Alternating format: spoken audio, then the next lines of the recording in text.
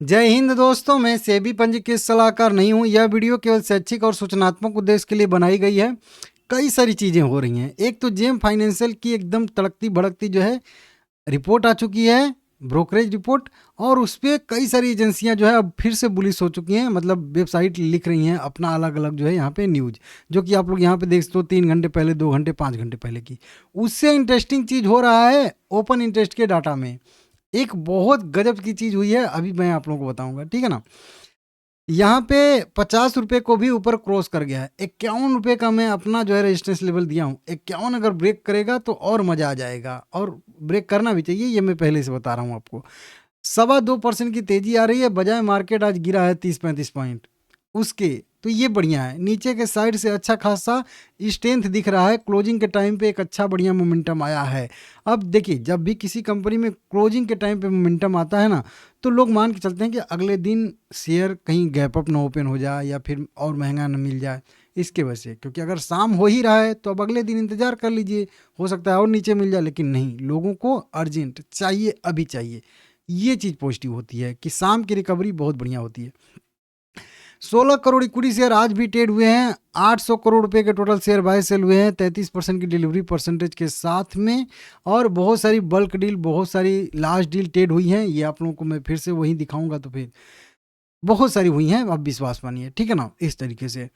अब इसमें अभी देखेंगे तो 5 घंटे पहले की, 3 घंटे पहले की, 6 घंटे पहले की कई सारी ब्रोकरेज रिपोर्ट आई हैं, और 4 घंटे पहले की। और इन सबका जो है एक कह लीजिए, एक ही मतलब सोर्स है, कह लीजिए जेम फाइनेंशियल की रिपोर्ट। देखिए, Q4 का जब जेम फाइनेंशियल का जो है अनुमान आया था, तो मैं आप लोगों को बताया था कि इनका अच्छा खासा विंड टर्बाइन डिलीवरी का अनुमान है। Q4 का जो आने वाला रिजल्ट है, इनको लग रहा है कि बढ़िया आएगा, अच्छा आया था, वो मैं बताया था। अभी ये प्योर जो है ब्रोकरेज रिपोर्ट है, ठीक है ना। यहाँ पे ये जो है मिडिल ईस्ट क्राइसिस की वजह से अनचाहा बेनिफिशरी बन गया है। मतलब डायरेक्ट नहीं, इनडायरेक्टली। डायरेक्ट बेनिफिट होना नहीं था कुछ, लेकिन इनडायरेक्टली कई सारे जो है इसको बेनिफिट मिल चुका है। ये यहाँ पे बताया जा रहा है इस रिपोर्ट में, और तीनों चारों रिपोर्ट इसी न्यूज़ को कवर कर रही हैं। सुजलोन एनर्जी के शेयर में आगे और कितनी तेजी की संभावना है? लक्ष्य 5 दिन में 12% का उछाल और 29% और बढ़त की संभावना दिख रही है, ठीक है। अब यहाँ पे देखेंगे तो जो वही मध्य पूर्व संकट में अनपेक्षित लाभार्थी करार दिया है, मतलब सुजलोन को जेम फाइनेंशियल ने, जो अभी रिपोर्ट में दिखा रहा था। और इस बात पर जोर दिया है कि अल नीनो वर्ष में गर्म और आर्द्र समूह के दौरान बिजली की चरम मांग और ऊर्जा की मांग में जो है समान होती है। और हाल ही की ब्रोकरेज फर्म का कहना है कि बढ़ती मांग को पूरा करने के लिए लगभग 80 गीगावाट सौर ऊर्जा उत्पादन उपलब्ध नहीं है। तो जब सौर ऊर्जा उत्पादन, मतलब सौर ऊर्जा इस मांग को पूरा नहीं कर सकता, तो फिर कहाँ से होगा? तो विंड टर्बाइन से ही होगा, ठीक है ना, इस तरीके से।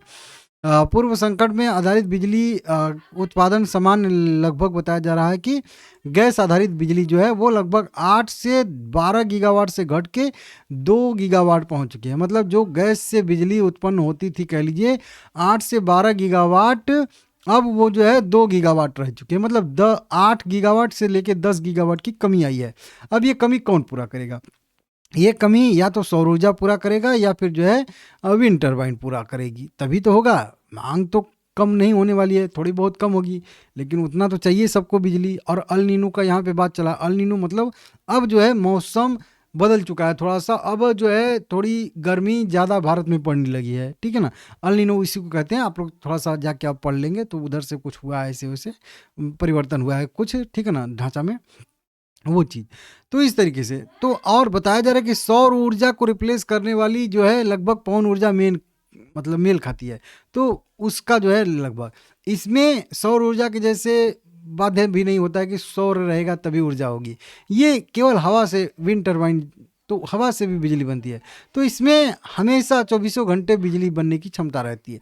तो ये पूरा कर सकता है, मतलब उस डिमांड को जो 8 गीगावाट कम हो रही है उधर से, ठीक है ना, गैस आधारित बिजली से। तो ये बढ़िया है। 2027 में भी 2.5 गीगावाट का सौर ये पवन ऊर्जा क्षमता जोड़ने का इनका अनुमान है। वर्तमान तिमाही में 1.5 गीगावाट का जो था, उससे भी अधिक जो है यहाँ पे काफ़ी तेज रहने की संभावना है 2027 तक। कमीशनिंग में भी तीव्र गति होगी तो अच्छा खासा डिलीवर करेंगे और उसको लगाएंगे बजाएंगे भी। ऑर्डर प्रवाह में जो है मतलब इसी तरीके से बना रहेगा मोमेंटम। तो इस तरीके से कंपनी यहाँ पे बता रही है 64 रुपये के आसपास का अपना टारगेट जो है यहाँ पे तय कर रही है। दोस्तों यही न्यूज यहाँ पे भी फ्लैश करी है। भारत विंड ब्रिज रणनीति के प्रमुखता से सामने आने के बाद सुजलोन एनर्जी के शेयर में एक महीने में 20% की रिकवरी। सेम टू सेम यह द इकोनॉमिक टाइम भी लिख रहा है। एक महीने में 20% की बढ़त, ईरान अमेरिका युद्ध से अनजाने में लाभ उठाने वाला बन गया है। इस तरीके से कई सारी यही मतलब सेम वही न्यूज को इधर उधर करके लिखा गया है और ये तो प्रीमियम भी है। इस तरीके से अपडेट आ रहे हैं, कुल मिला के पॉजिटिव सब कुछ है।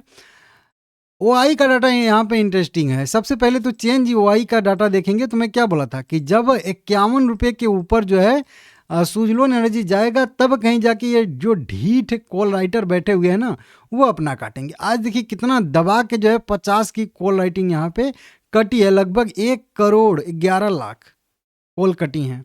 उसके बाद 49 पे भी कटी हैं, 48 पे भी कटी हैं।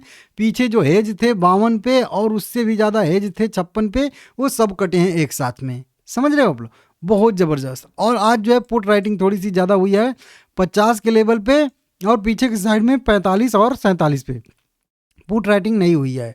तो लॉन्ग बिल्डअप होता हुआ दिख रहा है और शॉर्ट कवरिंग लॉन्ग बिल्डअप दोनों। अब देखिए ओपन इंटरेस्ट अगर हम लोग देखेंगे करंट में तो लगभग 1 के आसपास का पीसीआर यहाँ पे ट्रेड करा। 1 के आसपास का पीसीआर मतलब जितनी कॉल हैं अभी पोजीशन बनी हुई है, कॉल जितनी है मार्केट में उतनी ही पुट भी मार्केट में है। टोटल इक्वल बराबर पल रहा दोनों साइड का। लेकिन एक चीज़ यहाँ पे इंटरेस्टिंग है, दोनों साइड में किधर भी जा सकता है। देखिए नॉर्मल होता है कि एक साइड में किसी का मतलब होता है कि एक प्राइस के बाद उधर की साइड में दूसरा नहीं होता, यहाँ पे दूसरा है। देखिए 45 पे अगर हम लोग देखेंगे तो पुट राइटर कम है, कॉल राइटर ज़्यादा है। वही चीज़ अगर आप लोग 48 पे देखोगे तो कॉल राइटर कम है, पुट राइटर ज़्यादा है। ये कभी भी आपको लगभग ज़्यादा स्थिति नहीं देखने की मिलेगी। जब भी इस तरह की स्थिति आएगी उल्टी आएगी। उसके बाद देखिए 45 पे तो कॉल राइटर ज़्यादा है, पुट राइटर कम है। वहीं पे 46 पे पुट राइटर ज़्यादा है, कॉल राइटर कम है। 47 पे भी पुट राइटर ज़्यादा है, कॉल राइटर कम है। 48 पे भी पुट राइटर ज़्यादा है, कॉल राइटर कम है। उसके बाद 49 पे पुट कॉल राइटर ज़्यादा है, पुट राइटर कम हो गए। तो ये वाला सिचुएशन एक बीच का लेवल होता है, वहाँ पे ये चीज़ देखने के लिए मिलता है। लेकिन यहाँ पे यहाँ से शुरू हुआ है और यहाँ तक मतलब 45, 46, 47, 48 इस 4 स्ट्राइक प्राइस है जो वो मैदान बना हुआ है। समझ लीजिएगा 45 से लेकर 48 तक का एक प्राइस जो है वो एक मैदान बनता हुआ नज़र आ रहा है। मतलब इसी के बीच में यहाँ पे ये जो है जो भी कह लीजिए दंगल कह लीजिए ये होगा कॉल राइटर पुट राइटर के बीच में जो यहाँ पे बताया जा रहा है। हालांकि अगर पीछे सीधा सीधा देखेंगे रेजिस्टेंस सपोर्ट तो 50 पे यहाँ पे रेजिस्टेंस बना हुआ है, 45, 46 नीचे की साइड में सपोर्ट के तौर पे काम करेगा। अभी इस तरीके से यहाँ पे बना हुआ है, तो इसको आप लोग देख लीजिएगा बढ़िया सा। और अगर हम लोग चार्ट पे भी देखेंगे तो वही सिचुएशन है। कल ही मैं आप लोगों को पहले ही बताया था ब्रेकआउट हम लोगों का हो चुका है। अब ये ऊपर जिनका 46 का है तो वो 46 वाले पे बहुत ज़्यादा आज जो है जो अभी दिखा रहा था कि पुट राइटिंग हुई है, ठीक है ना। 51 रुपये तक का मेरा अनुमान था कि एक मोमेंटम 40 रुपये पे सपोर्ट लेके 51 रुपये तक करेगा, फिर 51 रुपये को ऊपर ब्रेक करके सस्टेन करेगा ये फिबोनाची वाला लेवल। फिर उसके बाद देखेंगे कि आगे क्या करना है क्या नहीं करना है। तो मतलब अब 40 के बाद अगला रेजिस्टेंस लेवल बड़ा वाला 51 पे बनेगा, 51 के बाद 61 पे बनेगा। ये मैं आप लोगों को पहले से बता चुका हूँ, ठीक है। बढ़िया मोमेंटम है और आगे भी मोमेंटम रह सकता है क्योंकि कल अगर मार्केट में फिर अच्छी रिकवरी आती है तो फिर सुजलोन 2-4% भागेगा, ठीक है ना।